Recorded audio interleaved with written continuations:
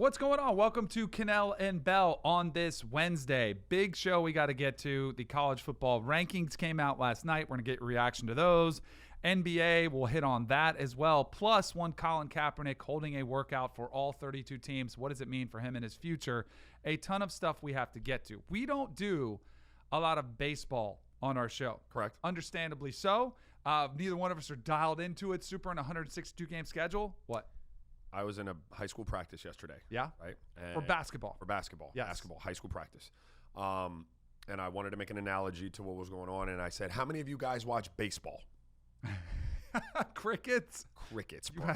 That is and my baseball's analogy was problem. going to be like, we're trying to hit home runs here with our passes instead of getting singles and doubles and getting men in scoring position with our passes, and not one kid watch baseball. Not too surprising, and that is something baseball is dealing with, is how their popularity of their sport is declining, and it is not too popular among the younger generation, which is problematic for the future. Well, they also could have a potential scandal on their hands with what is transpiring with the Houston Astros. So during the playoffs this season, you had a scenario where they're all of a sudden ripping, the Tampa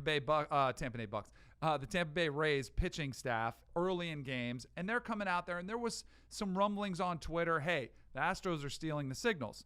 And most people were like, oh, okay, well, they're just really good at picking up on subtleties of how the pitcher is holding the ball in his glove. Right. And at the time, I was a little bit skeptical. I was saying, are they really that good at it?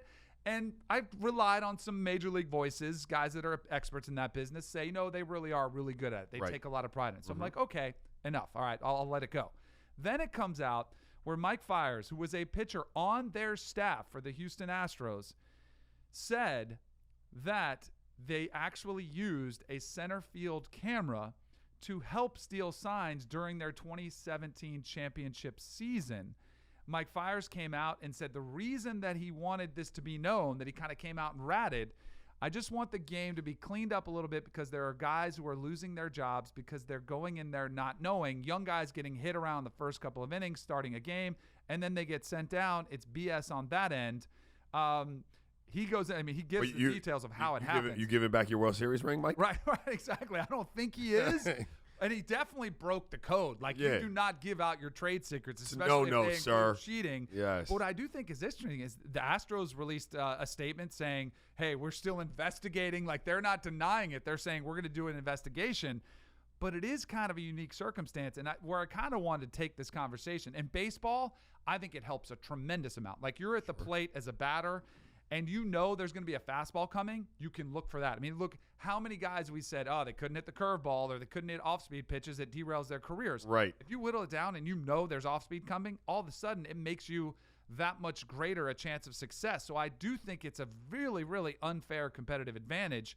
And using technology, which if you're using, cameras and these types of things, that is outside the scope of if you ain't cheating, you're not trying. Right. Like, I get trying to steal their signs when everybody's trying to do it. Everybody in baseball has always tried to do it, whether you're looking at the first base coach, given all these things and you're trying to steal them. If you're a runner on second base trying to peek in. But if you're using cameras, that to me crosses any sort of code that baseball would have. Yeah, I think you would have to draw a line if you're using like technology to steal it, because it happens in every sport. It's not just baseball. Like basketball, if you're out there and we're in the first quarter and I get a bead on I don't know,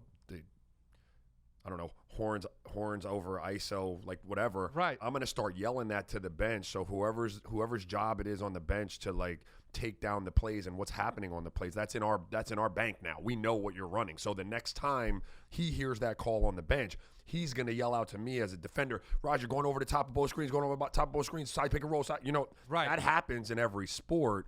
And I would even go as far as to say in basketball, technology is employed. It's not solely employed for stealing the signs, though. We'll go back to film and see if we can catch a call on film, right? You're going to use the technology to support what you think you heard in the game, but it's not like you got a camera just right there on the coach's mouth trying to catch every call coming out of his mouth, Right. Do you think it helped you that much more if somebody Sure. told you, hey, go on top of the screens or whatever it was? Do you think it helps that much? I think it does help to know, but in basketball, isn't there more of a free-flowing, like it might be a called play, but here's it can what deviate from that play? Yeah, this is what happens in basketball. Like I can know where you're going, and try to. But ultimately, once you get the ball in your hand at the NBA level, it's you and me. Right. You know, so like good O is going to be good D all the time. So I'm kind of at you. You know, I'm yours once you got the ball. But it helps. It gives you a competitive advantage in just knowing, the quick hitting plays where you're just going to get some kind of screen and you're going to come off for a jump shot. If I know that, it helps me a lot because I can beat you to that spot. But for guys like James Harden and LeBron and guys like that, like it doesn't matter what you do to them. Kyrie, right. Get the ball, you're done. Right. I was in a game on Monday Night Football. It was my last start against the New England Patriots, and this is kind of one of those things. And the Patriots, Spygate, Deflategate, they've always towed the line. This was not one of those circumstances. This is when you're just paying attention. It's really smart football. We were trying to run a little bubble screen to a receiver, and we wanted to have a zone coverage because if they ran man, it's much easier to defend. So we'd check off if they weren't in the right defense, we would check out of it. So we had called it twice. Right. And now my cadence as the quarterback was any color except for black, and you could make up any number. Like you'd say white 15, set hut, or red 30, set hut. So that was kind of my usual cadence. Right. Now on that one, and you also want to make sure your linemen pay attention. So I was saying black, which was our code name for it's an audible. Right. Black 18T, which is, again, normal, not normal because you're adding a letter in there. Black 18T. So we had run this check twice already. Uh-huh. Third time we got out there, and I'm seeing it. I'm like, oh, crap, we got to check out of this. And I was kind of nervous, like, man, are they going to realize this is coming? Teddy Bruschi was the linebacker on the Patriots. So I go, I'm like going black 18T. And he's over there saying, the toss is coming this way. Yes. The toss is You're coming. Like, what? Like he sprints over there. And that's the part of acceptable, like what we should have done as the Broncos. And I wasn't the entrenched starter, but what I would have said, and this is what a Peyton Manning would have done, or a Drew Brees, or a Tom Brady, somebody who's entrenched there, said, all right, let's call black 18T, and let's run a bootleg or a naked or a play action pass off of that. Right. Instead, we ran black 18T, and Teddy Bruschi almost took the toss, like he almost intercepted it because he was all over it that much. And those are smart things that, hey, you're paying attention. That's on the opponent. What I do have a massive problem is if you're using technology. That to me is what crosses the line. It's not just trying to find an edge, it's blatantly cheating. Yeah, and that's why I think Major League Baseball is going to have an issue. For a sport that really can't afford that. Right, exactly. They've already had the steroid scandal, everything else that's unfolded. I'm trying to think what that might be like the equivalent of if we're having a shoot-around, and we're in your arena, we're on the road, and we're having a shoot-around in your building, and you're filming our shoot-around. To make Which sure is what the Patriots did during Spygate. Yes, that would be the equivalent, because it's hard for me to find an in-game equivalent with basketball. Right. Do you know what I mean? But that would really make it difficult if you came out that night and you knew exactly where we were running, exactly the way we wanted to play you, pick and roll wise, and exactly what we wanted to take away from Danny Kanell. That make it you'd have a much greater chance of success. Joey's had some experience being on the bench, being close to the action as a advanced scout. So, Joey, what were you trying? What were some of your tactics that you there's used? No tactics. Like in the NBA, there's really no need for technology to figure out other teams' calls. Like everybody knows that everyone's going to find out calls and this and that. Like when I was an advanced scout, if you were the game out of the team you were scouting, like if you're playing them next, you would get a seat that was basically next to the bench, and you could see everything and hear everything the coach was calling during the game, so you knew what the calls were.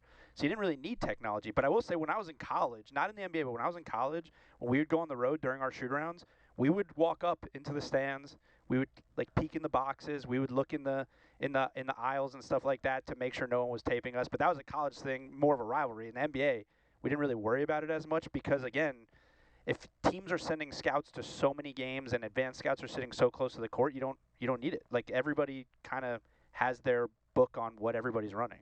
I go ahead. No, the one thing I would say to Joey's point is, in the regular season, NBA teams look, you're playing 82 games, whatever. Right. Let's just get the shoot around done. Exactly. I want to get back on the bus, go back to sleep. In the playoffs, though, people are really, really, really anal about making sure that not even a custodian worker crosses the threshold between concession area and seats into the arena, or you'll have 4 security guards because those game plans become way more detailed, and obviously all the money's on the line now. Yeah, but there were definitely some times where coaches knew that where the scouts sat, and they would do this when they made their call, or they would do their signal down here like this, but Actually, when I was doing video, the league unintentionally had like a technology thing. I don't even know if they realized it. They used to have this site. I don't know if they still have it, where they would put up every angle that was shot at the game. So they would have like low angles from cameramen behind the basket,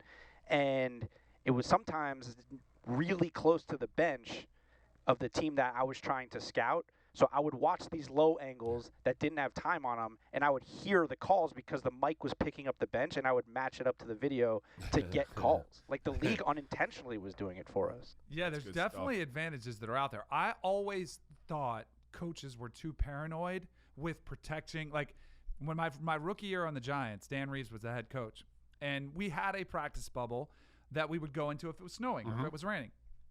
And I can't remember if it was the Cowboys. It was definitely an NFC East opponent, division opponent. Can't remember if it was the Eagles or the Cowboys or the Redskins. I can't remember which one it was.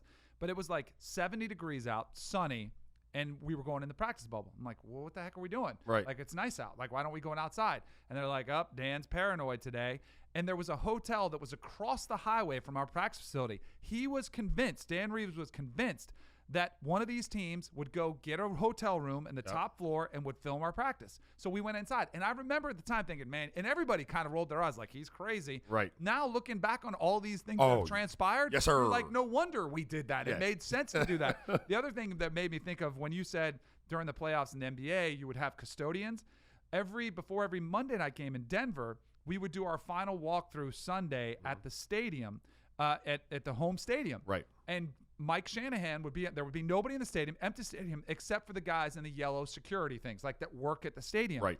They would be at every entrance, kind of making sure nobody was watching. But not only that, they would all be back to the field because he didn't even trust them. Correct. And he would hey, what are you looking at? Yep. Like, and to have to turn around. They could not look at the field. I'm like, no. But again, it wouldn't surprise me at all. To this day, like if the Patriots were slipping somebody, or any team was slipping something to get an edge, there's a lot of money at stake. That's the thing I kind of learned. I'm just cynical, I guess. Like, I don't know. I am assuming in any sport where millions of dollars in championships are on the line, yes, that given the opportunity to gain an advantage, you're going to take it. You're going to take it. Yep. Even if it's crossing the line of what's acceptable in terms of cheating or scouting or whatever. I'm assuming.